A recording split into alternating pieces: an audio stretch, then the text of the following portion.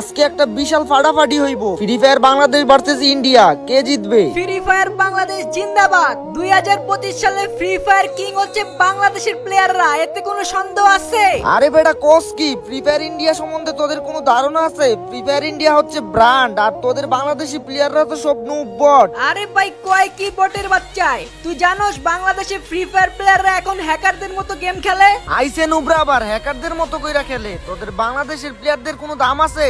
তোদেরকে কে দাম দেয়? আমাদের বাংলাদেশের প্লেয়াররা কি জিনিস, পারলে কাস্টমে আহিস, তোদেরকে দেখাইয়া দিব না আমাদের দাম আছে কি নাই। তোদের বাংলাদেশি প্লেয়ারদের কয়জনে চিনে? আমাদের ইন্ডিয়াতে আজু ভাই 40 মিলিয়ন সাবস্ক্রাইবার আছে, তোদের এত সাবস্ক্রাইবার আছে?